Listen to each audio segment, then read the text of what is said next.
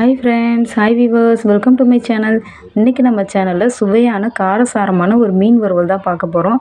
அதுவும் எங்கள் அம்மாவோட கைவண்ணத்தில் ஒரு சுவையான காரசாரமான மீன் வறுவல் எப்படி செய்யுதுன்னு பார்க்க போகிறோம். நம்ம நார்மலாக மீன் வறுவல் செய்யும்போது மசாலா உதிராமல் வர்றதுக்கு கார்ன்ஃப்ளவர் மாவு, அரிசி மாவு, கரம் மசாலான்ட்டு அது இதுன்னு போடுவோம். இன்றைக்கி ரொம்ப ரொம்ப எளிமையான முறையில் ஒரு சுவையான மீன் வறுவல் தான் அவங்க செய்து காமிக்க போகிறாங்க. வழக்கமாக எப்போவுமே இது போல் தான் செய்வாங்க. கண்டிப்பாக நீங்களே வீடியோ பார்த்துட்டு ஆச்சரியப்படுவீங்க. இவ்வளோ எளிமையான முறையில் சுவையாக மசாலாலாம் உதிராமல் எவ்வளோ சுவையாக ரெடி பண்ணுறாங்கன்னு தெரிஞ்சுப்பீங்க. கண்டிப்பாக வீடியோ பிடிச்சிருந்தா ஒரு லைக் பண்ணுங்கள், சப்ஸ்கிரைப் பண்ணுங்கள். வாங்க எப்படி செய்கிறாங்கன்னு வீடியோக்குள்ளே போய் பார்க்கலாம். இன்றைக்கி ஃபஸ்ட்டு இந்த மீன் வறுவல் செய்கிறதுக்கு 1 டீஸ்பூன் ஜீரகம், 1 டீஸ்பூன் பெருஞ்சீரகம், அடுத்து ஒரு 10 உரிக்காத பல் பூண்டு, காரத்துக்காக 3 பச்சை மிளகாய் எடுத்து வச்சுருக்காங்க. ஃபஸ்ட்டு சீரகத்தை அம்மியில் லேசாக அரைச்சி எடுக்கிறாங்க. இதோடவே எடுத்து வச்சுருந்த பெருஞ்சீரகத்தையும் எடுத்து இதோடவே சேர்த்து லேசாக அரைச்சி எடுக்கிறாங்க. ரொம்ப மைய பவுடர் அளவுக்கெல்லாம் எதையும் அரைச்சி எடுக்கலை, லேசாக கரகரன்னு தான் அரைச்சி எடுக்கிறாங்க. இதோடவே எடுத்து வச்சுருக்க 3 பச்சை மிளகாவையும் எடுத்து வச்சு நல்லா அரைச்சி எடுக்கிறாங்க. பச்சை மிளகா காரம் கொஞ்சம் கம்மியாக தான் சேர்த்துருக்காங்க. நான் சின்ன குழந்தைங்க சாப்பிடுவாங்கன்றதுனால ஒரு 3 பச்சை மிளகா மட்டும்தான் சேர்த்து அரைச்சி எடுக்கிறாங்க. இதையும் நல்லா பேஸ்ட் மாதிரி அரைக்காமல் கொஞ்சம் கரகரம் தான் அரைச்சி எடுக்கிறாங்க. அடுத்து உரிக்காத 10 பல் பூண்டை எடுத்து வச்சுருக்காங்க. அதையும் சேர்த்துட்டு இதோடவே நல்லா கொஞ்சம் கரகரன்னு நல்லா தட்டி எடுத்து அரைச்சி எடுக்கிறாங்க. இதையும் நல்லா மைய அரைச்சி எடுக்கலை, பாருங்கள் அம்மியிலே தான் சட்டுன்னு அரைச்சி எடுக்கிறாங்க. இந்த மீன் வறுவலுக்கு முக்கியமான டேஸ்ட்டுன்னு பார்த்திங்கன்னா இந்த சீரகம், பெருஞ்சீரகம், பூண்டு, பச்சை மிளகாய் தான்.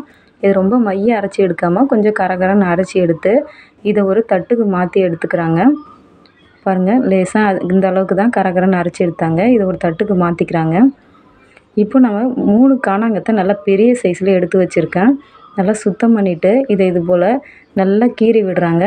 நல்லா ஆழமாக போகிற அளவுக்கு நல்லா கீறி விட்டுக்கிறாங்க. இது போல் கீறி விடும்போது நல்லா மசாலா இறங்குன்னு சொல்கிறாங்க. பாருங்கள் இது போல் எல்லா மீன்லேயும் நல்லா கீறி எடுத்து வச்சுக்கோங்க நீங்களும். இப்போது இந்த 3 மீன்லேயும் நல்லா கீறி எடுத்து வச்சுட்டாங்க. இதுக்கு மேலே மஞ்சத்தூளை நல்லா மேல் பகுதியில் 2 பக்கமும் நல்லா தடவி விடுறாங்க. வெறும் மஞ்சத்தூள் தான். இப்போ இது 2 பக்கமும் நல்லா தடவி விட்டுட்டு இதுக்கு மேலே பார்த்தீங்கன்னா தூள் உப்பு எடுத்திருக்காங்க. தூள் உப்பை மீனுக்கு மேலே இது போல் எல்லா பக்கமும் நல்லா தடவி விடுறாங்க. உப்போட அளவுலாம் எதுவுமே சொல்லலை, அப்படியே சட்டுன்னு எடுத்து அதுக்கு மேலே எல்லா பக்கமும் படுற மாதிரி நல்லா தடவி விட்டாங்க. இப்போ அடுத்து பார்த்திங்கன்னா வீட்டில் அரைச்ச குழம்பு மிளகாய் தூள் இருக்கு இல்லையா, அந்த குழம்பு மிளகாய் தூளை தான் எடுத்து எல்லா பக்கமும் நல்லா தடவி விட்டாங்க. பாருங்கள் வெறும் குழம்பு மிளகாய் தூள் தான். நம்ம வீட்டில் காய வச்சு அரைப்போம் இல்லையா, அந்த குழம்பு மிளகாய் தூள் தான் மேல் பக்கம் தடவிட்டு இப்போது அம்மியில் அரைச்ச மசாலாவை இதுக்கு மேலே தடவுறாங்க. நீங்கள் மசாலா கொஞ்சம் கூட ஒட்டாத மாதிரி தெரியும். இப்போ பாருங்கள் கொஞ்சமாக தண்ணி மட்டும் தெளித்து விட்டு இதை நல்லா மறுபடியும் நல்லா எல்லா பக்கமும் நல்லா உள்ளே இறங்குற அளவுக்கு நல்லா தடவி விடுறாங்க. வேறு எதுவும் சேர்க்கலை, எலுமிச்சம்பழம், அரிசி மாவு, கடலை மாவுன்னு எதுவுமே சேர்க்கலை.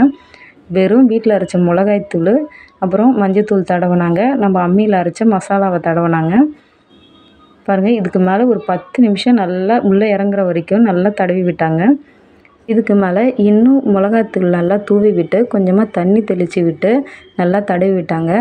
ஒரு 3 டேபிள் ஸ்பூன் அளவுக்கு சேர்த்துருப்பாங்க. இந்த 3 மீனுக்கும் எந்த ஒரு அளவும் கிடையாது.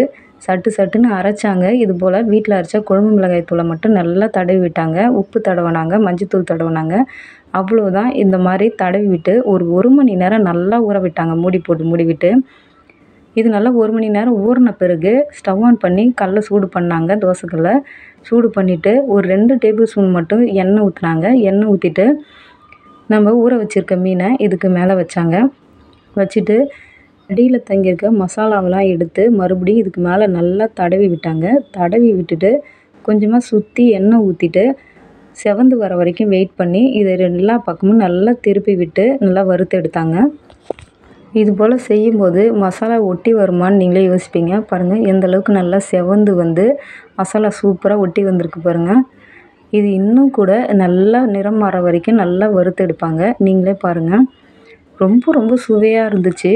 நாங்கள் சாப்பிட்ட பிறகு கண்டிப்பாக நாங்கள் வீட்டில் கரம் மசாலா, அரிசி மாவு, கார்ன்ஃப்ளவர் மாவுன்னு என்னென்னமோ போட்டு நம்ம செய்வோம். டேஸ்ட்டு கொஞ்சம் கம்மியாகவே இருக்க மாதிரி இருக்கும். ஆனால் இது போல் செய்து கொடுத்தாங்க.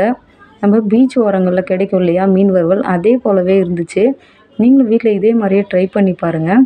பாருங்கள், எல்லா பக்கமும் திருப்பி விட்டு நல்லா புன்முறுவலாக ஆகிற வரைக்கும் வறுத்து எடுத்தாங்க. இதோட நிறத்தை பார்த்தாலே தெரிஞ்சிருக்கும். இதோட டேஸ்ட்டும் ரொம்பவே சுவையாக இருந்துச்சு. இதுக்கு மேலே கொஞ்சம் ஆனியனை கட் பண்ணி வச்சாங்க. நாங்கள் சாப்பிட்டு பார்த்தோம். ரொம்ப ரொம்ப சுவையாக இருந்துச்சு. நீங்களும் வீட்டில் இதே போல ட்ரை பண்ணி பார்த்துட்டு கமெண்டில் எப்படி இருக்குன்னு சொல்லுங்கள்.